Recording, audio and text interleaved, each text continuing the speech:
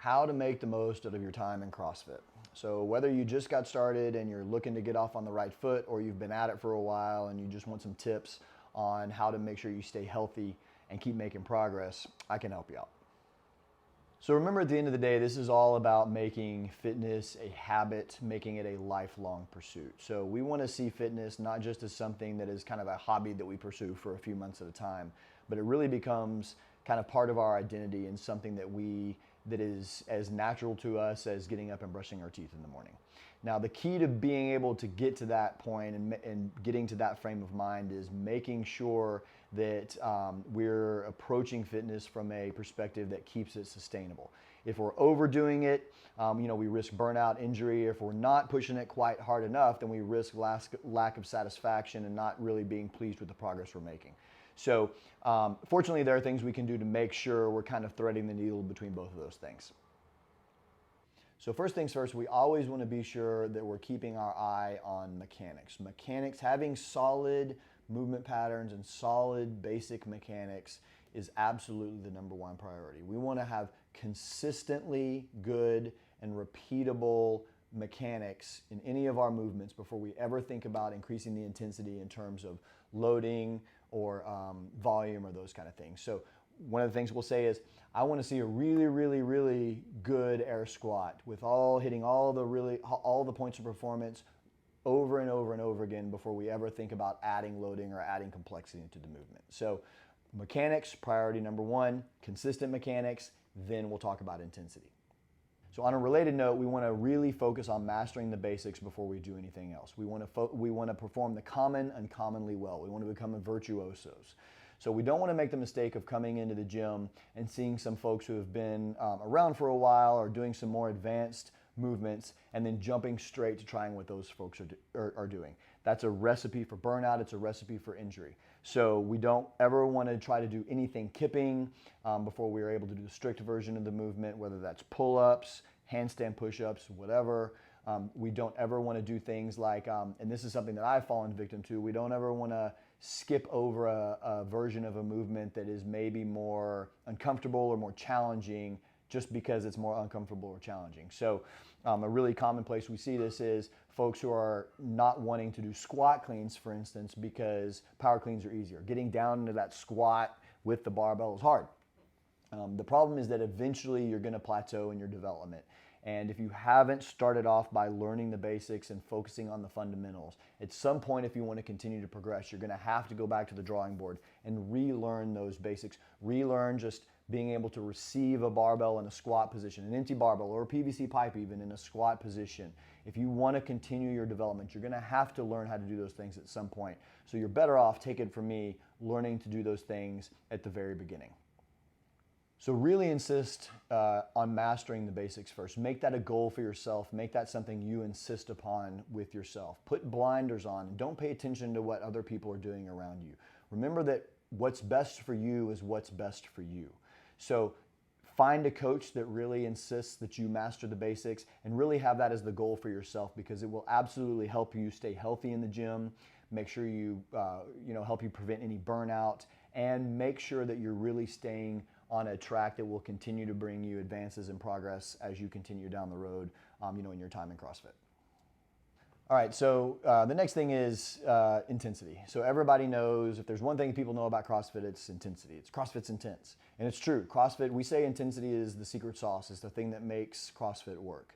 Now, the thing that we have to remember also, though, is that's really important is that in CrossFit, intensity, while is the thing that makes everything work, intensity is relative to each individual athlete's physical and psychological tolerances on a day-to-day basis. So what do we mean by that? It means the amount of intensity I, as an athlete, might be able to handle today, just based on my recovery and some other things, might be different and probably will be different than it was yesterday or tomorrow or Friday. By the end of the week, I'm going to be more tired, more than likely, than I am today.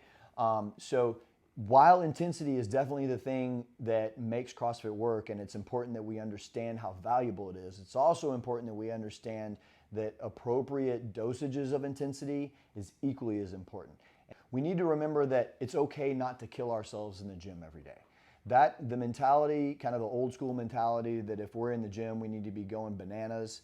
That is not a way to make sure that you're staying healthy and happy and looking forward really to coming back to the gym each day. And that's the thing, if you're not looking forward to coming back to the gym, either because, you're beat up or, somebody's gonna be screaming at you to move faster or whatever. If you're not looking forward to coming back to the gym, then we're not helping you. I need you to come back to the gym for me to be able to help you become a fitter human. So remember that you don't have to go, it's okay to take it a little bit easy sometimes. We don't have to be working at 95% of maximal effort for it to be effective. There's a really big gap between doing nothing at all one day and working at 95 or 100% effort. There's a really big room in there for us to work. And as we get a little bit older, it becomes even more important for us to really be able to navigate that kind of difference between not enough intensity and too much intensity. So we need to learn to do things like listen to our body. Is my body telling me today is a day that it's okay for me to go a little harder? Is my body telling me today is a day that I need to take it a little bit easier? We really need to pay attention to our recovery. We need to make sure we're getting adequate sleep. Sleep is a thing that is really overlooked as a really important part of our athletic development by a lot of people. We need to make sure our nutrition is good. We eat meat and vegetables, seeds and nuts, some fruit, little starch, and no sugar. We need to do what we can to manage our stress. All these things, all these pieces work together to equal our fitness, to equal our development. And if any of those things is lacking, then we're going to be in trouble. And if you're in a place where they don't understand that, then if I were you, I'd take a step back and really evaluate if you're in an environment that's best for you and your development, because it doesn't really do you as an athlete or me as a coach any good for you to come in and work at a volume that is not sustainable in the long run. And then one day, a few months down the road, you wake up and your knees are hurting, your back's hurting or whatever, and you say, Coach, I got to take a few months off. Man, it would have been a lot better if you had just ratcheted down that amount of volume you were doing, or that amount of really high intensity volume you were doing, and kind of prevented these repetitive stress injuries to begin with. So, really sit down, think about that. Become really good at listening to your body and understanding that some days your body's just going to say today's not the day, and you need to get good at listening to your body. Becoming in tune with the days where your body tells you it's time to push the pedal to the metal, go a little bit harder. You need to take advantage of those days, because especially as we get a little bit older, those days don't come as often as they used to. But we also need to get used to the days where your body says, hey, we didn't get a lot of sleep last night, we're kind of run down. Our nutrition hasn't been great for a couple days. Take those days a little bit easier. All right, so now I'm going to say something a little bit controversial, even though it really shouldn't be. Resist the urge to put a brace or a band on all the parts of your body.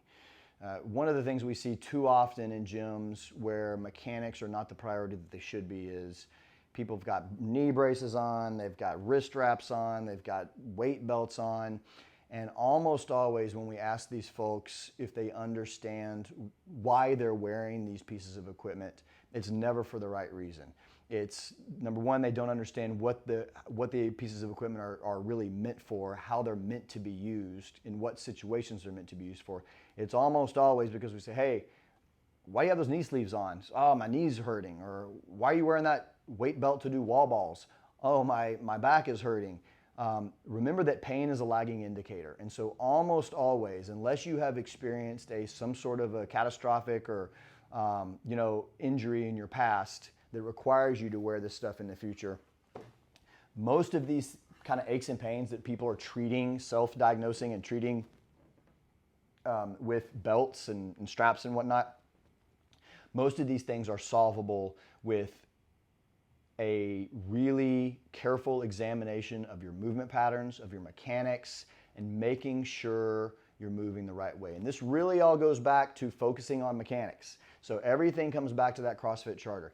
If we can make sure we're focusing on mechanics, make sure your squat pattern is great, make sure your squat mechanics, make sure your hinge mechanics are great, repeatedly, so consistently good mechanics, that will almost always eliminate a lot of these problems we see. So when people have sore backs, is it because they're squat, they're knee initiating their squats is because they've got a muted hip maybe, or maybe some of all of these things. A lot of the times folks that have one thing have the other as well. And so some things you can do, grab a coach and ask them, say, coach, my back is hurting. I really don't think I should be needing to wear this weight belt.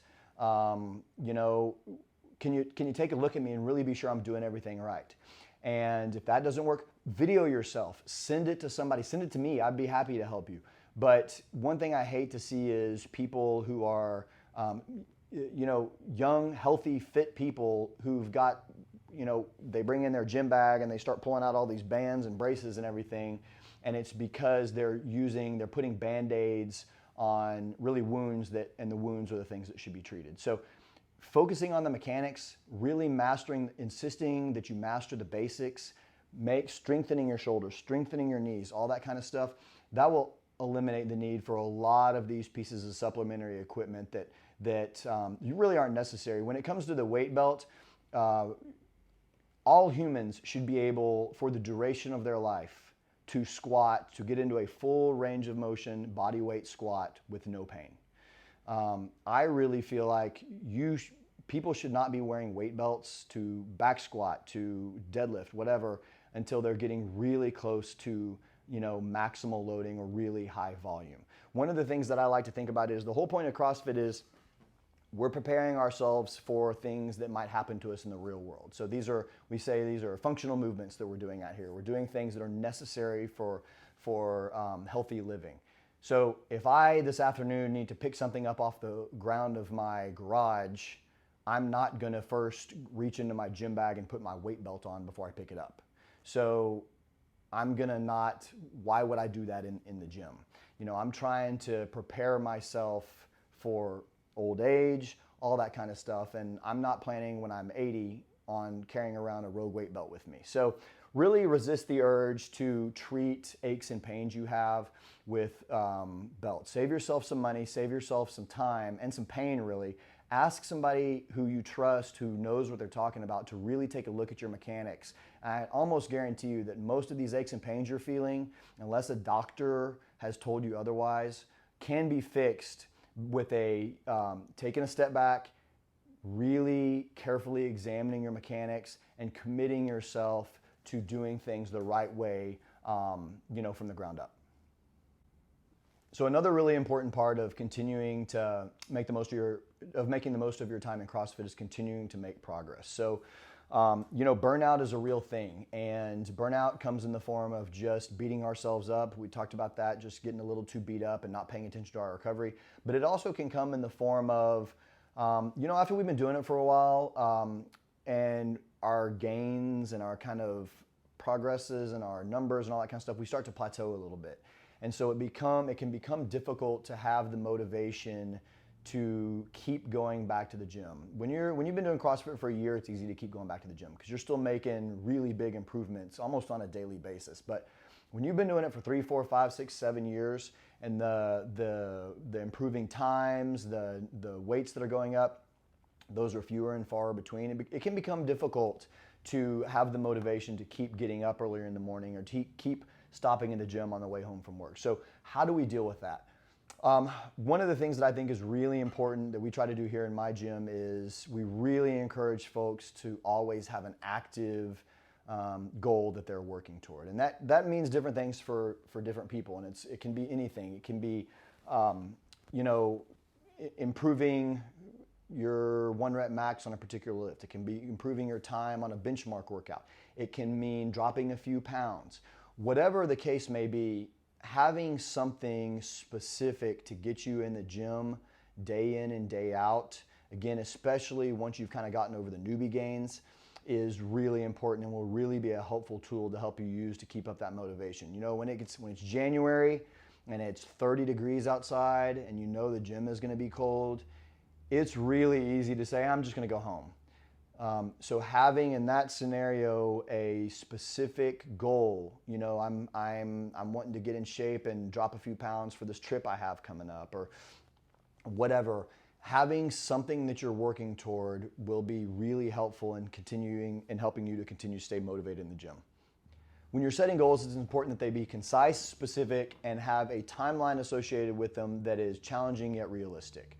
And I also believe it's okay to have a really long-term goal and then a more immediate goal kind of on the way to the longer-term goal. So maybe my goal is to lose 40 pounds. That's a really great long-term goal, and we can make that our goal over the course of the next year. But maybe for the next 2 months, our goal is to lose 10 pounds. And maybe for the next week, our goal is to lose a pound. Something, little breadcrumbs that we drop along the way for ourselves to help us continuing to lead ourselves to that ultimate goal. To continue making progress, another thing that's really important is that we develop the ability to continually challenge ourselves. This is a skill that's really important because, when we're new in the gym, and if I'm going from very little activity, I have not been an active person in a long time, and then I join a gym, and overnight I've gone from zero activity to now I'm going to CrossFit 3 or 4 days a week, and I'm trying to focus on my nutrition and get better at that. You're going to make rapid improvements just by making that change. It's really kind of on autopilot. You don't have to do much, but try to eat better and come to the gym. Now that will see you through to making some really significant progress on its own for a while. At some point though, you're going to start to level out a little bit, and that's when it's going to become important for you to have developed the ability to challenge yourself and to set these goals we talked about. This is the concept of threshold training. We need to continually be pushing that boundary a little bit so that we are continuing to make progress and continuing to grow in the gym. So things we can do, you set the goal for yourself that you want to bench 135, and now you set that goal, it takes you a year or whatever, and you hit 135. All right, that's great. Now let's set our goal to bench, 155. If you got your Fran time down below 6 minutes for the first time, that's awesome. Now let's make your next goal to get your Fran time below 6 minutes as prescribed or with better mechanics. But continuing to challenge yourself and set new goals is a really, really important part of maintaining, your progress in the long run. And a big part of that is being willing to challenge yourself a little bit. There's a really common example is, it's very natural if you haven't, we do a lot of box jumps in CrossFit. Anybody who's a CrossFitter familiar with box jumps. It's really common if you're a 40-year-old human, haven't been active in a while, you probably haven't jumped on anything, jumped up in the air onto something in a while maybe. I mean, it could have been years since you've needed to do that or done it at all. And so you come into the gym and somebody puts a box in front of you and says, jump on that box, and you don't realize until right then in that moment that, oh my gosh, I don't know how to do that. My body has forgotten how to do that. Plus I'm scared. I'm gonna fall on my face. I'm gonna hit that box. So the box jump is a really perfect microcosm of how we can leverage CrossFit to help us become fitter humans and do things we didn't know that were possible if we handle them the right way. So the mistake is going with the box jump, going straight to just telling a person, oh, you can't jump on the box. That's okay. Just step up onto it. There you go. And that's not a bad thing. The problem is I hate to go into gyms where there are people who they are physically capable of doing a box jump. They are physically capable of jumping off of 2 feet and landing on 2 feet. The only thing that's keeping them from doing it is they haven't pushed themselves to try. They haven't had anybody push themselves to do it. Now, I'm not telling you, jump on that box. You got to do it. No, that's not what we do. What we do is we take a step back and we say, all right, listen, your long-term goal is to jump on that 20-inch box. I 100% believe you can do it. It's going to be challenging and we're going to have to push you. You're going to have to push yourself, but we can do it. So today, here's what we're going to do. Until you get really comfortable with it, you're going to jump on this plate, this 10-pound plate. That's all you're going to do today. But what I really want to see when you're jumping on those plates, I want to see you jumping off both feet, landing on both feet. I want to see those knees tracking over the toes. I want to see a stable jump and a stable landing position. I want them to be the most beautiful plate jumps I've ever seen. And once you show me that you can do that over and over and over again and your confidence is up, then we're going to add another plate. And then we're going to do that until you're really good at that. Then we're going to add another plate. And back and forth until one day, before you know it, 6 months or a year down the road, this person who before was terrified to even stand next to a box. Now that person jumping on the box over and over again in the gym. That's a really good example of, with careful application of the CrossFit charter, of the basics of CrossFit, and of really doing a good job of challenging ourselves and thinking outside our comfort zones. We're capable as humans of doing a lot of things that we didn't think we were capable of. So maintain for the duration of your career in the gym. Never forget that you can do a lot of things. So it doesn't matter that you're 45 years old. There's nothing, you can do a pull-up. It's going to take some work, but nothing is outside the realm of what's possible for you. If you're willing to do the work and you're willing to put the time in and you're willing to do what your coaches tell you, anything is possible for you. Now, on that note, I just want to say one more thing, and then we're going to close it down with one last point. So on the note of staying, continuing to make progress in the gym, one thing you need to be willing to challenge, not just challenge yourself on, but challenge your coaches on is, are you doing everything you could and should be doing to make progress? And so I'm just going to illustrate this with a relatively common scenario we see. So, you know, in CrossFit, one of the ways, the way that we get people to make advances and we teach things to people and we get them to progress is we use progressions, scaling options. Scaling is cool. So a really common scaled movement option for a pull-up in CrossFit gyms is the banded pull-up. So my members here at my gym know my thoughts about this, but banded pull-ups can be a great tool on a tool belt amongst other tools.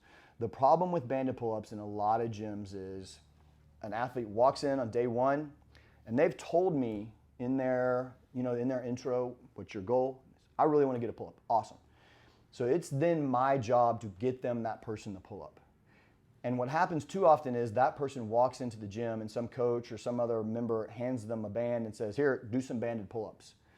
And without really telling them why they're doing them or educating them on when we need to be advancing beyond the green band. And so, you know, you walk into a gym and a year later that person is still doing banded pull-ups. Maybe they've gotten to a little bit skinnier of a band, but they're still over there flopping around on the rig doing banded pull-ups.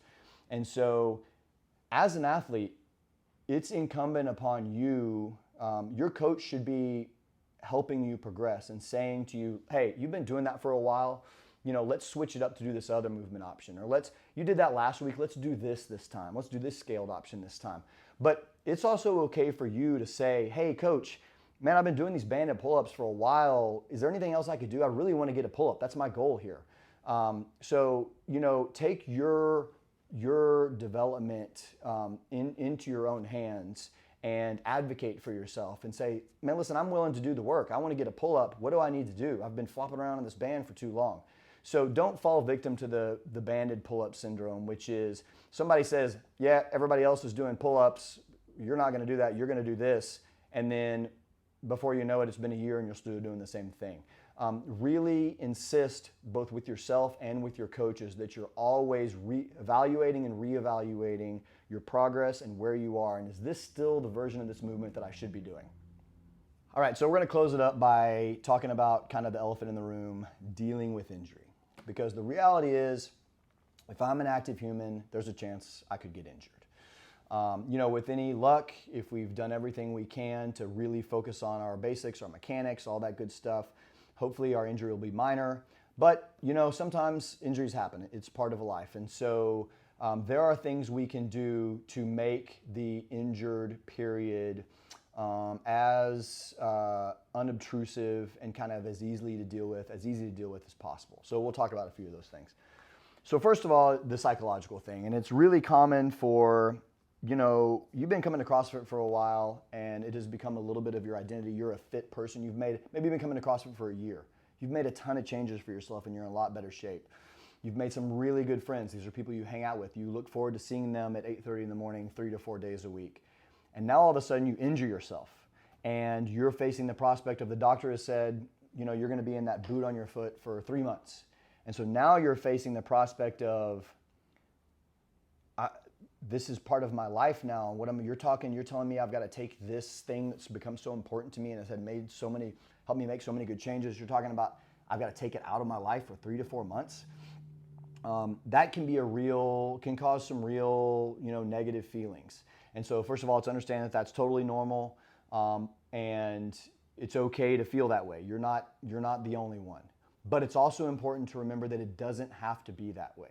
So there are almost always things we can do for you to adapt to whatever injury you have. Now, I'm not saying if you injure yourself on a Monday, you should be back on a Tuesday. Take some time off. Listen to your doctor. They tell you to stay out of the gym for a week until the worst is over. That's cool. But you don't have to stay out of the gym for weeks and months at a time.